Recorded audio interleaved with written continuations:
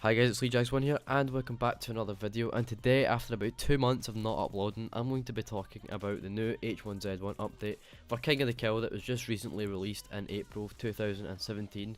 Now, I usually don't talk about things like this in my videos, but I felt just after this new update, I just feel like it hasn't made H1 better and it has kind of ruined it for me.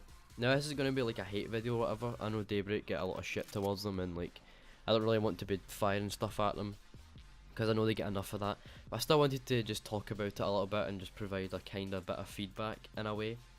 So I've been playing H1 for about 2 years now, which basically, since it came out, if it's not been 2 years it might be older than that, but basically since it came out, so that's why I wanted to make a video, because I feel like I know a lot about it and what would make it better or whatever. So yeah, despite how annoying the game is, it's basically the only game I play, and that's why I want to make it the best it can, because it's a fun game and I want to play it more, obviously.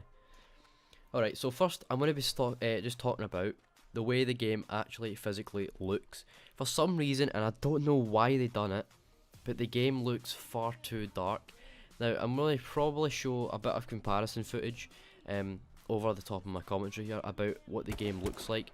For some reason now, they made the game just look dull, and it just makes, it's like full of shadows and it's just dark, compared to the old style, which was bright, making it easy to see people. And this new update, you can hardly see people. If somebody was sitting in a corner, you probably wouldn't even see them, because they're just pitch black, blending in with the background, and it doesn't make sense to me why they done it in the first place.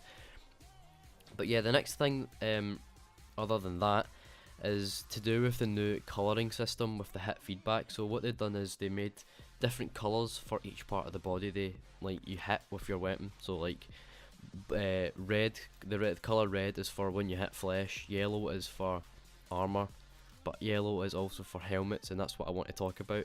So for some reason they've done yellow for armour and helmets, which means when you're at a distance you're never going to be able to tell if you hit armour or a helmet.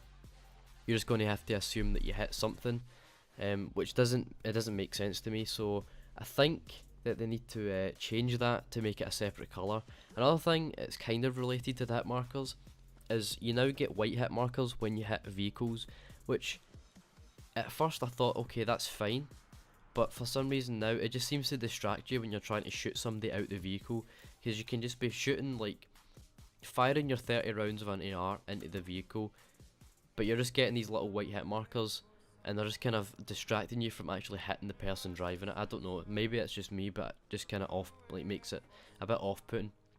Another thing when you're inside cars is you get like these white flashes of like where the bullets are actually coming from, and when you're getting shot at, which is kind of just too much stuff on the screen, and you end up panicking. And yeah, I don't know how I feel about that, to be honest. But yeah, another small thing that I'd like to talk about is that there seems to be a little bit of inconsistent FPS. Now, I don't know if that's just me in my PC or whatever, but I'm not really going to talk about this too much because it could just be that.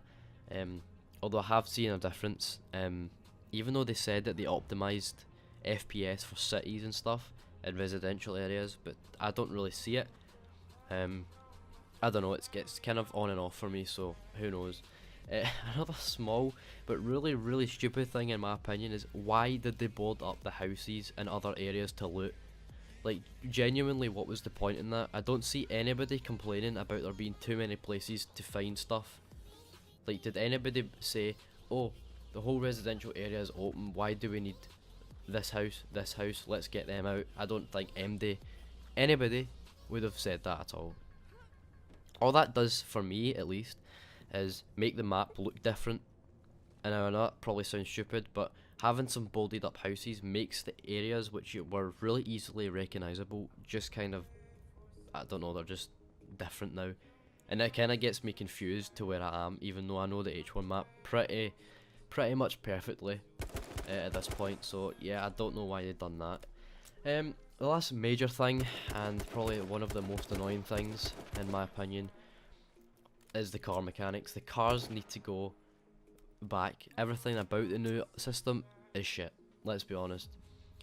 Like, let's start off with, why does your car start to rattle as if there's like an empty metal can stuck in the boot of your car, or your trunk of your car, when it starts taking some damage? The most annoying thing is why does your car go slow as shit when you start going under, like, I think it's maybe 40 or 30 damage to your car left. Like, the amount of times I've tried to drive away from a fight so I can heal or just escape because too many people are there, and then my car's just going slower than walking speed is unreal. This has also led to Magnums being incredibly more overpowered than they even were before. Now, Magnums used to be just a machine to cars, and they haven't done anything about that. They still are a machine.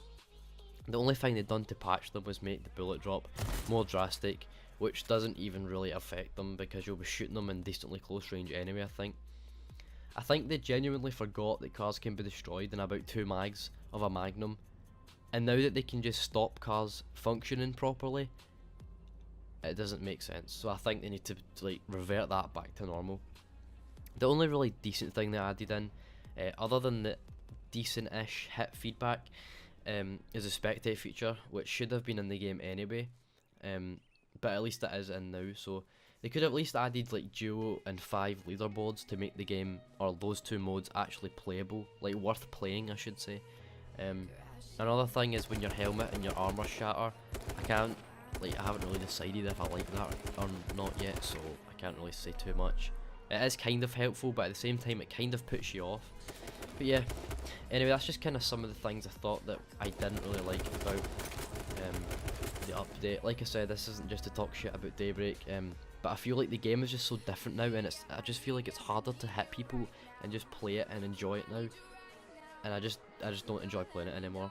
For me, the only thing that they had to do to improve the game at this point was add in a spectate feature.